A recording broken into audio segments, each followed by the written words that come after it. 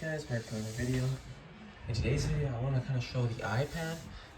I'm going to show the iPad 8th generation gold color. See, pretty nice there. On iOS 18, iPadOS 18. So there's a few new features that there are. Battery life is, I don't really notice ever much of a difference on iPads with battery life. They're usually all generally quite similar, but there's a couple differences with iOS. Do not disturb so it doesn't go nuts here. There's a couple differences with it that I want to point out, so let's get to it. I mean, first of all, the control center, you can see how much nicer that is. It's just more organized, and you can kind of change around what you want with it there and resize things as you kind of would like. See, that'll put it into a new page, and you can kind of take it back down, and then it brings it back. So it's still a little buggy, as you've seen there. There's a few bugs, but generally they're little quick bugs that Apple will have resolved. As you can see, pretty fast, right into the app there, and there's new options. So now you can hold in on here and change. So if we click this, it brings this back to an app that just appears on the home screen. And oh, it ruined. Oh, this is a different device. Never mind. So then we can enlarge it back up to the large one, and it brings back exactly. And then you can change it to smaller. So it's got to reload and kind of refigure there. And it's small. So it's an easy way to kind of change the size. You can also do this if you hold in, and you can resize it just like Control Center right here. So it seems like they Apple started to put that in. Except I don't think you can't go down to app size with that. But you can enlarge it pretty nicely right there. So pretty smooth, works pretty nice to enlarge and resize and change widgets. A couple other things, like everything loads really fast. If we go to weather,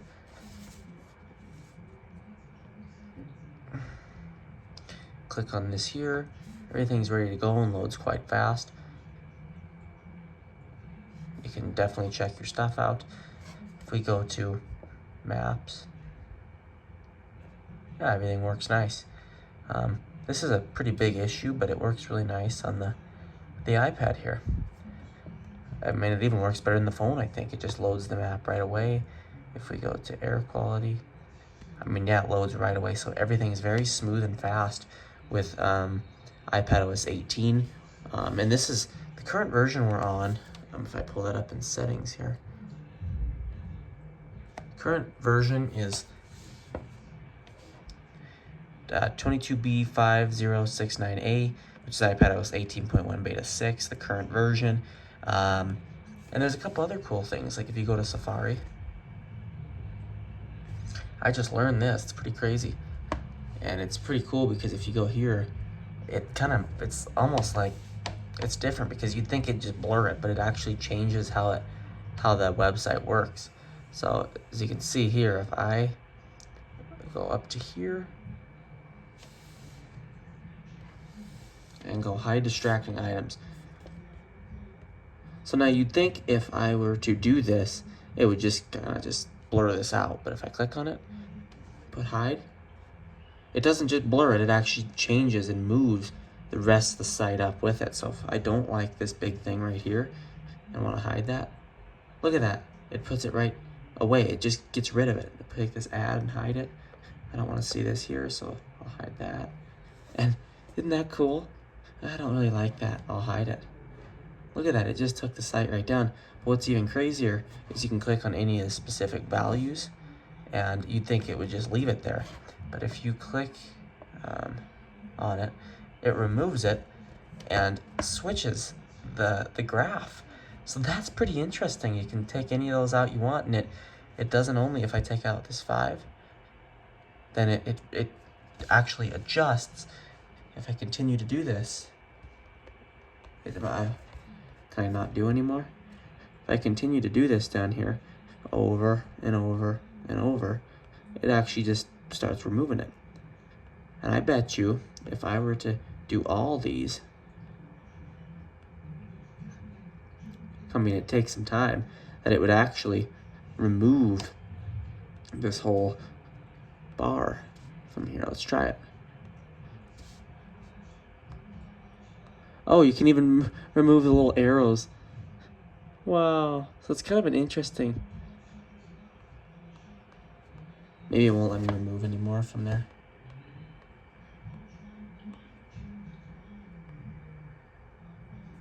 Oh, looks like it won't, but yeah, it's pretty interesting. I mean, how the software kind of handles that. Just tap to remove anything that you find distracting, and it's just gone.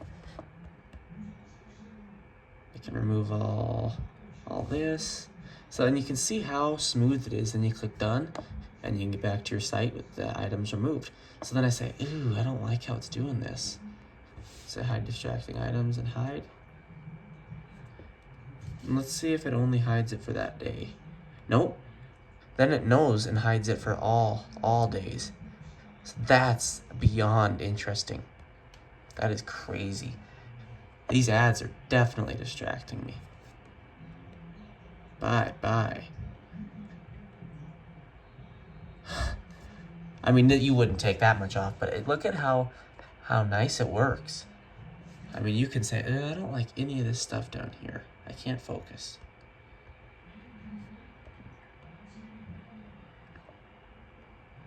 And then hit done. You're good to go with just your valid information. And then once you want to go here, you just hit show hidden items. Show, and it brings back the whole site. So that's pretty interesting. It can be really helpful if you're using that to read something or do anything like that and get rid of ads. I've actually used it multiple times for ads because it does work. If you click hide, it deletes the ad. So that's kind of nice to be able to do that on the iPad. I found that as a kind of an interesting, cool feature for the iPad there. So it all runs real smooth.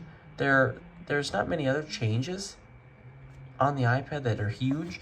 The control center was one thing that was quite buggy, but they actually did sort out and fix, and they even made this much better. So if you go here now, if you hit plus, add a control, and go to the connectivity, you have more options than you had in beta 5 and beta 4. So in beta 5, they gave in beta 4, there was only airplane mode, hotspot, and VPN, and Bluetooth. So only those 4 options. But people were getting angry because they didn't like the connectivity one and wanted to make their own, but there was no AirDrop or Wi-Fi. And the Wi-Fi one was kind of odd for me. Like, why wouldn't you put the Wi-Fi in there? So finally, with beta 5, they put the AirDrop or the Wi-Fi in, and then people are still like, well, come on, why do we have Wi-Fi but no AirDrop? So in beta 6, they just put AirDrop. So now everything that's in the connectivity one is in a separate one as well, in case you do want to add Wi-Fi. Now there's a separate Wi-Fi toggle right there that you can turn Wi-Fi off, and you can see it responds up there too. So that's a nice kind of way to just make the device work a little better, having those extra features and stuff there. But for battery life, like I said, I noticed it wasn't much different. And going into photos or camera and looking at your pictures is very smooth now. The app is much more refined than it was. So clicking here, you can still view your live photos. But as you can see, when you zoom out, it becomes a little smaller. But they fixed this compared to the very early betas of iOS and iPadOS 18. As they were just even screenshots. If I take a screenshot, you can see there that the screenshot is in the small format, which is nice. So that way it doesn't, when the old thing would come over and block some of the picture, now it zooms out so you can see the whole picture. I think that's quite nice. One other thing I wanted to put on here for iOS 18 is that they're using apparently ChatGPT, which I use quite a bit on my phone, for Siri, for the Apple Intelligence. Now this won't apply to everyone. I think you need an iPhone 15 or newer for this, and maybe the 15 Pro or newer. I don't know how that works exactly, but this is not for everyone. Excuse me. As most people won't probably get this if you don't have that phone, but you're going to use ChatGPT 4.0. I'm just using a website here. And you're going to be able to be in control when it uses it. So when you ask about a photo or document. So that's gonna be kind of nice because ChatGPT is pretty smart. So having this as an ability on the iPad and the phones, and I don't even know if it is coming to the iPad actually, but the iPhone 15 and newer is going to be quite nice. Help us get things done faster than the Siri we have now, which doesn't do much at all. Another crazy cool thing about iOS 18 is that the home screen has dark mode icons. Obviously, you guys already know this, and the customization, though, is pretty cool. So you can change this to automatic, light, dark, but if you put dark, it kind of changes it. So you can click this little sun here and brighten the background up. You can also enlarge the icons, and that gets rid of the app icon names. And then if you go to small, you can also put it on tinted. Let's see there. And this changes the whole thing. So if we go over to dark blue, kind of like a, let's go to kind of like a pink. Just want to show you guys this, a purplish. And now you can see that instead of the weather being like blue, dark blue, it's actually black. So it does change everything. And it puts your pictures as kind of gray if you have any colored things on there. But it is pretty cool. Actually, I do like it, but I find myself not using it as much. But it is pretty nice, and I've seen a lot of people use it. You could probably do quite a bit of things with this. But you can just pick one color. You can't sort or do anything like that. But if you go to customize, I usually keep mine on automatic. And they've got a bug there. Still some annoying bugs, definitely, on iOS 18. But if you go to large, then tinted, it's all pretty smooth overall of how that works there. But I want to put it on small and automatic. So now in dark mode, those icons will appear dark. As well, there is hidden apps now, which is pretty nice. And this on the iPad works pretty good as well. So if we take music here, move from home screen.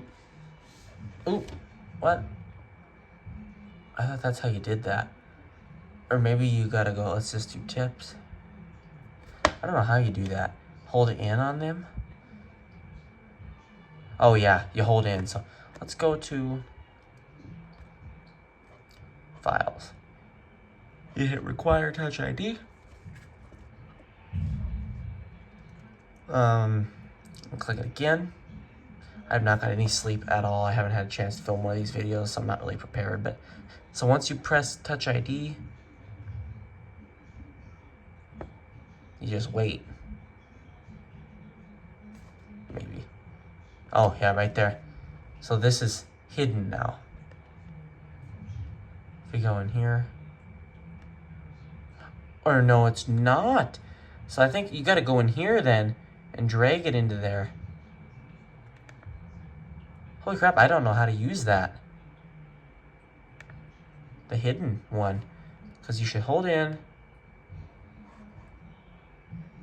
It's not that, because that is... Okay, so I figured it out. It appears it has to be a third-party app to do this. But once you hold in and hit require Face ID, there's going to be an option called hide and require Face ID. Clicking this, do that. It's going to say this is not going to show anything. You'll not receive anything from it. And boom, bye-bye. It's gone. You go over here. It doesn't even show that there's anything in there. You click on it, and then you can view it once you successfully put in your fingerprint. Then still, even still, after you do that, you need to put in another Touch ID. Let's see, let me get out of there again. Get out of here. So that's pretty good. It's pretty secure. If you really wanted to hide an app, it doesn't show it's there, but clicking on it, you still need to put your fingerprint in. If you can't do that, it'll fail. But if you can do it, it'll get in. And then once clicking on this, I guess maybe you don't, but I don't see why you'd need to anyway. I don't know why it asked me anyway. And then when you get out, you have to put it in again. So it's really, really secure. That's amazing. I like that. That's pretty cool. So anyway, I guess that's all about I wanted to say for the iPad 8. But it is just, it's an amazing device. It runs very well on iPadOS 18. I mean, it does everything from taking pictures fast to installing updates fast. It's just an amazing device. Again, if we go to see, they have a new colored font. This is my clock iPad, so I have that so I can see it in the morning. But I can go right over here and do anything. Quickly start a time-lapse video. Start filming something there, my pine cone. And end it. Start it again. End it. Going into here. It's all really quick at responding. And it's just an amazing, amazing experience on iOS 18. It doesn't really get hot. Battery life is not that bad for an older device, which has got a lot of use. It's at 95 still, even though I haven't done any intensive things on it. It still is a pretty amazing experience on iOS 18. Better than iOS 17, I feel. So if you still haven't updated any older devices, which you should have by now, definitely do it. It'll probably run better than on iOS 17. But you need to make sure you keep it updated, because with the newer versions of iOS, like when they release them, you need to keep them updated because they're always working on fixes. So make sure you're always updating the things, not leaving them on an older version of iPadOS or iOS. Always keep them up to date, especially at the beginning of a new software, like all the way up to like January, because that's when they're going to be releasing a lot of the new features and improvements and bug fixes and all that stuff that you do want on your device. And I mean, just all the little things that, like when you're in the clock app, the new iOS 18, and like the little difference up here, which wasn't on the last one, it was down here. And this is system-wide, not just the clock app. This is kind of more system-wide through a lot of default applications now. And it's kind of nice. You can see there's a very faint animation as well down here when you click on those. So it's like a zooming in and out type animation, which is nice little detail. But everything up here is the same. It's all just really smooth though. So the experience is great on the iPad 8th generation with iOS 18. Battery life is great. Like I said, the smoothness of readjusting widgets right on the home screen with your finger is very smooth. Doesn't even stutter. It's very smooth, and it just allows those options. You can also, like I said earlier, hold in and remove this just down to an app, and then take this app and remove it back up to a large widget, and it all happens very smooth.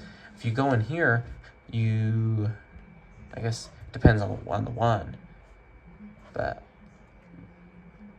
you can take these and make them bigger or medium, which I'll leave it there. But yeah, it's overall a very smooth experience. So anyway, we'll see you guys in the next one.